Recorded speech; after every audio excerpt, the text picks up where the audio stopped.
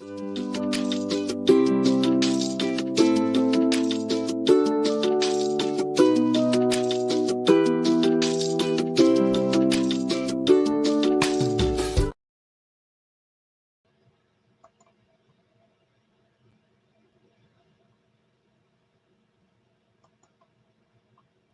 noite a todos, bom dia, boa tarde. Nós estamos aqui mais uma vez para podermos fazer um programa com você que nos ouve, um programa chamado O Consolador. O Consolador é título de uma obra psicografada por Chico Xavier e ela foi editada pelo nosso querido Emmanuel. Então, essa obra consta de questões e respostas. Então, como é de praxe, boa noite ao nosso querido amigo Donizete, a nossa querida Maria Antônia. Então, todos juntos agora, como é de sempre, vamos elevar os nossos pensamentos aqui ao nosso Mestre Jesus, pedir para que realmente possamos poder nos irmanar com o seu coração, possamos guardar em nós os seus ensinamentos, para que possamos continuar a nossa jornada evolutiva. Sabemos de quanto é importante o seu Evangelho e que possamos entendê-lo. Que hoje, mais uma vez, estamos aqui para receber a sua sabedoria, para enriquecer a nossa mente e o nosso coração. Nesse clima de paz, então, agradecemos a todos da espiritualidade que nos ilumina para fazer este programa. Que assim seja.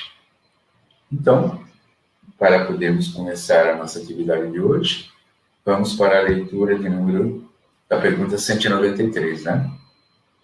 Então... 192, Tim. 192, perdão. Tá. Então, a pergunta 192, feita a Emmanuel, é na seguinte condição. A mentira retarda o desenvolvimento do espírito? Aí ele responde. Mentira não é ato de guardar a verdade para o momento oportuno, porquanto essa atitude mental se justifica na própria lição do Senhor, que recomendava aos discípulos não atirarem a esmo a semente bendita dos seus ensinos de amor. A mentira é a ação capciosa que visa o proveito imediato de si mesmo, em detrimento dos interesses alheios em sua feição legítima e sagrada. E essa atitude mental da criatura é das que mais humilham a personalidade humana, retardando por todos os modos a evolução divina do espírito. Então, para os primeiros comentários da noite, passo a palavra para a nossa querida Maria Antônia. Boa noite aos nossos ouvintes. E então vamos para comentar um pouco essa resposta de Emmanuel. Ele acertadamente lembrou de Jesus, né? E eu achei muito interessante a forma com que ele diz aqui, que a mentira não é um ato de guardar a verdade para o momento oportuno, porquanto essa atitude mental se justifica na própria lição do Senhor. O que ele quer nos dizer com isso? Que muitas vezes nós achamos que a mentira é o oposto da verdade, ou omitir a verdade é uma mentira. E não é. Na prática, muitas vezes, nós nos vemos em situações que não é recomendável expor a verdade naquele momento, porque às vezes as criaturas não estão prontas para recebê-las, ou se está pronto, às vezes o momento não é o mais adequado. E aí ele cita o exemplo de Jesus mesmo, né? Eu me lembro das recomendações de Jesus, no livro Boa Nova, quando Jesus, ele faz todas aquelas recomendações para os seus discípulos que iriam sair para a divulgação do Evangelho, uma das recomendações que ele faz é justamente de que eles se abstivessem de oferecer os ensinamentos àqueles que não aceitavam, àqueles que não quisessem, mas que eles seguissem em frente, né? E então, muitas vezes, nós nos vemos em situações assim. É melhor a gente adiar no momento de falar as coisas, de passar o ensinamento, porque nosso papel diante do Evangelho é divulgar o Evangelho. Mas nem sempre aquele que está ali para receber, ele está pronto para receber, ou ele está com condições adequadas para poder receber. Por isso que a gente ouve muito aquela frase assim, que não dá para você ensinar o Pai Nosso para uma pessoa de estômago vazio. Não significa que você vai deixar de ensinar, não significa que você vai deixar de ensinar as verdades do Evangelho. Mas o foco da pergunta é sobre a mentira, é o sentido da mentira. Por isso que nós nos revoltamos com a mentira, por quê? Porque ela é uma atitude de um egoísmo muito grande daquele que se coloca a expressar suas ideias de forma mentirosa. Por quê? Porque quem mente, mente com uma intenção prévia de se beneficiar daquilo que está dizendo, de se beneficiar da situação, de enganar para tirar proveito. Então, é o que ele fala, a mentira é a ação capciosa que visa o proveito imediato de si mesmo, em detrimento dos interesses alheios. Então, a pessoa que mente, ela pouco está preocupada com o outro, ela está preocupada com o seu próprio interesse, com o seu egoísmo, com o seu orgulho, né? E daí, esquecendo-se de que esse tipo de atitude é uma atitude extremamente escusa. E aí ele coloca, né? A mentira é a ação capciosa que visa o proveito imediato de si mesmo, em detrimento dos interesses alheios, em sua afeição legítima e sagrada. Essa atitude mental, então, olha só que interessante. A mentira não é só a expressão verbal, porque antes de uma pessoa expressar a sua ideia, ela pensa. Então, quando uma pessoa mente, ela mente com consciência de que ela está mentindo, porque ela elabora mentalmente isso. Então, é, de fato, uma atitude mental primeiro, né? E essa atitude, ela acaba humilhando o outro, porque não respeita a dignidade do outro quando alguém mente.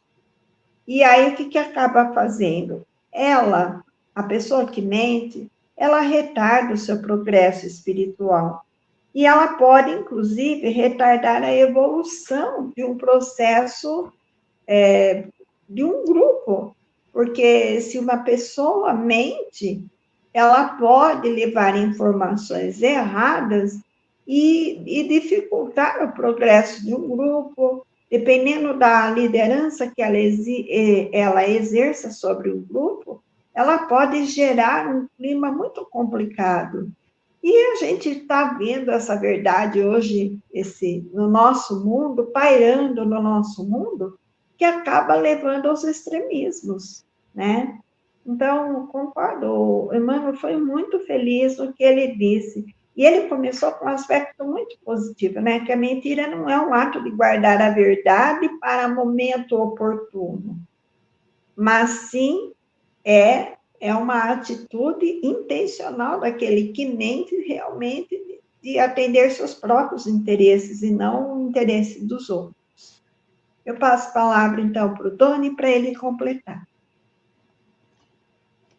Maria Antônia, tenho pouca coisa a dizer, é só uma sequência, né? Porque a pergunta, mentira retarda, né? Retarda, né? Aí a conclusão, sim, né? Retarda o desenvolvimento do espírito, aí você já explicou muito bem. Mas na primeira frase, ele diz assim: não é o ato de guardar a verdade, mas não quer dizer, já colocou isso para nos dizer o seguinte: guardar a verdade, não substituir uma verdade por uma mentira até que aquelas pessoas possam ouvir uma verdade. É uma omissão, como você muito bem disse, né? Tem não dar pérolas aos porcos. Então, há um momento certo, mas não vai, né, contar uma mentira, é uma mentira inocente, uma mentira... Não existe isso, né? Então, já é a primeira chamada de atenção. O restante, você falou muito bem, e o que eu guardei aqui, essa atitude mental, né? Realmente, há uma predisposição, há um costume. Por isso mesmo, a gente tem que se vigiar muito, porque ela sai no de repente. né? Ela vira, é um hábito que a gente tem. Então, que a gente possa estar sendo vigilante para não fazer colocações, né? E aí ele fala, né, que, lógico, sempre é por interesse, algum interesse próprio, em prejuízo dos outros, né? Então, toda uma consequência que é lógico, né? Nós teríamos que sofrer com isso, né? Ele fala de retardar, né? A palavra retardar, a gente fala assim, né? É dar uma segurada, uma freada na nossa evolução enquanto não resolvemos. E hoje, com a grande influência que tem de algumas pessoas, até usa o nome influencers, né? Seja na mídia, seja num púlpito, seja como político, seja, né?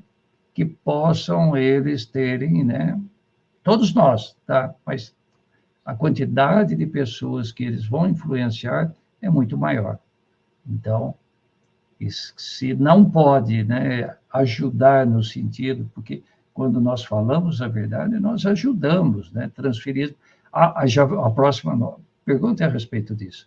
Né? Se não pode, não, né, não diga mentira, né? Não é substituir a verdade pela mentira. Mas é isso aí que eu tinha a dizer. Eu passo aí para o Jimmy. Eu não tenho nada a comentar, não. Eu acredito que vocês já fizeram uma explanação brilhante aí. Ok, então vamos para 193. A verdade, quando dita com sinceridade e franqueza, e franqueza rudes, pode retardar o progresso espiritual pela dor que causa? Então, ele pergunta, a verdade, quando dita com sinceridade e franqueza rudes, né? Tanto a sinceridade quanto a franqueza sendo rudes, pode retardar o progresso espiritual pela dor que causa? A verdade é a essência espiritual da vida. Cada homem ou cada grupo de criaturas possui o seu quinhão de verdades relativas com o qual se alimentam as almas nos vários planos evolutivos. O coração que retém uma parcela maior está habilitado a alimentar seus irmãos a caminho de aquisições mais elevadas.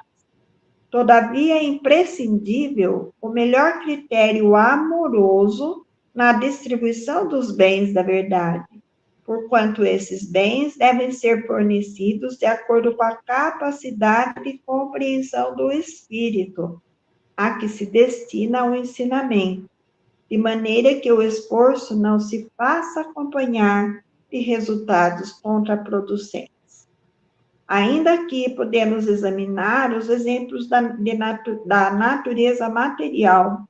A nutrição de um menino deve conter a substância mantenedora da vida, mas não pode ser análoga à nutrição do adulto. A despreocupação nesse assunto poderia levar a criança ao aniquilamento, embora as substâncias ministradas estivessem repletas de elementos vitais. Então, vamos lá, Doni, seu primeiro comentário. Quantos de nós já não ouvimos, né, aquela palavra assim, eu falo a verdade, doa a quem doer, né? Provavelmente não é tão verdade assim, né? Mas vamos lá pelo texto, né? Ele começa com a frase que, como fala, a essência, né? A verdade é a essência espiritual da vida, até, né? Conheceis a verdade vos libertará. Aos poucos, nós estamos conhecendo, né? Como ele coloca aqui sobre nossas verdades relativas, né? Como nós entendemos as coisas, como nós nos comportamos diante das coisas, e elas são relativas à nossa evolução espiritual. Nós vamos mudando, vamos melhorando. Quantas coisas acreditávamos serem já a verdade completa, né? Há um tempo atrás, e aí já somou algo. Então, é o relativo. Não é que eliminou, né? Não foi uma destruição. É uma construção, né? De verdade, colocações para cada um de nós. E nós só podemos viver do que somos mesmo, né? Nós é que interpretamos as coisas e nós emitimos as coisas do jeito que sabemos. E aí ele fala assim, que aquele que tem um conhecimento maior, né, tem um quinhão maior, ele usa essa palavra, tem até como responsabilidade, né, ensinar aqueles que sabem menos.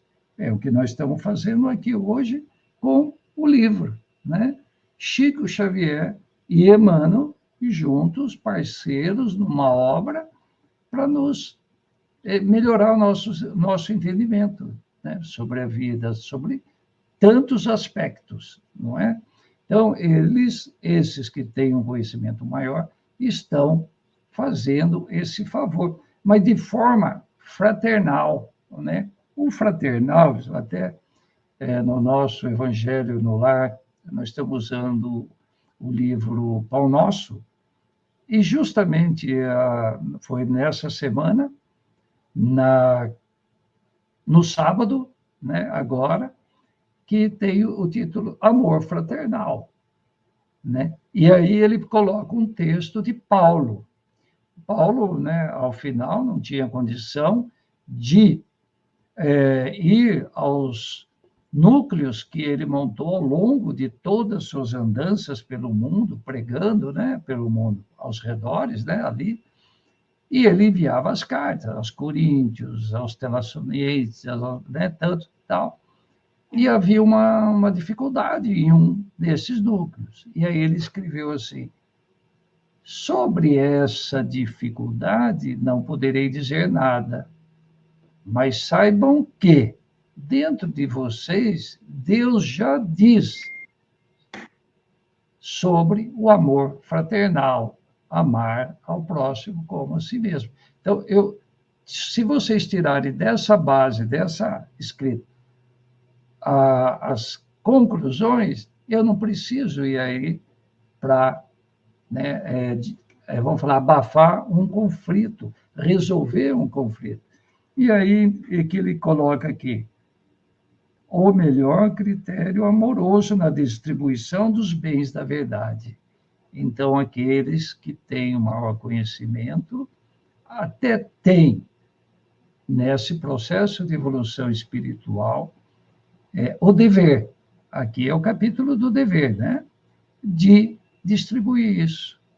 Agora, é de forma rude? Não. Ela é fraternal, ela é amorosa, ela vem no caminho do convencimento do coração e não por qualquer imposição. Até nós notamos, né? Nós sentimos, às vezes, um palestrante ou alguém falando algo e de uma forma que, né, você já encosta na cadeira, assim, para... Opa, parece que isso não está vindo de uma forma que, né, me penetre ao coração. Então, não é só saber, é também como se transmite isso ao outro, né? E ele escreve assim, que acaba tendo resultados contraproducentes, né? Acaba tendo, né, uma impugnação a esse pensamento que chega dessa forma, seja a verdade que for, né, causa uma reação, né, negativa e, poxa, pode fazer alguém que poderia receber um ensinamento tão bom e naquele momento vai levar muito tempo para que em outro momento, de outra forma, aquele conhecimento, aquele ensinamento vai chegar, aquela reflexão vai chegar até ele. Então, veja aí qual é a responsabilidade, né? Aí ele dá aquele exemplo, né, da nutrição do menino, né? E realmente, basicamente, é o resumo da história, né? Para alimentar uma criança, tem os elementos necessários, né? Aí você dá o alimento de um adulto para ele, foram dados elementos vitais, mas não aquilo que ele necessita.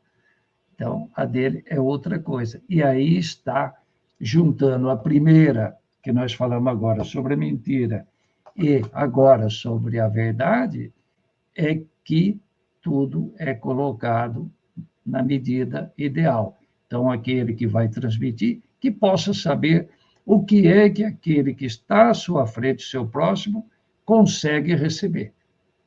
Então, né, sempre a gente fala, não vai explicar a enciclopédia Barça para uma criança que mal está começando a ler e escrever, né? Então, é preciso ter esse bom senso. E quem chega de forma rude provavelmente não vai ter essa observação, não vai ter esse cuidado, né? E ter um resultado, na verdade, negativo. Bem, foi assim que eu entendi essa colocação de Emmanuel, né? E eu passo agora, então, para o Jimmy. Então, eu apenas não. Eu acredito que o Doni já fez toda a explanação, a explicação, apenas eu vou citar uma ocorrência que eu tive em sala de aula comigo. Eu me apresentei como novo professor da sala de aula, e aí todo mundo estava falando a respeito dos ídolos. E aí um deles falou assim, professor, qual que é o seu ídolo? Eu, na verdade, direto e reto, falei Jesus. Ele coçou a cabeça assim, não entendeu, né? E também não pediu explicação. Então cai naquilo que o Doni colocou, né? Que às vezes ainda não estava imaturo para poder compreender isso, né?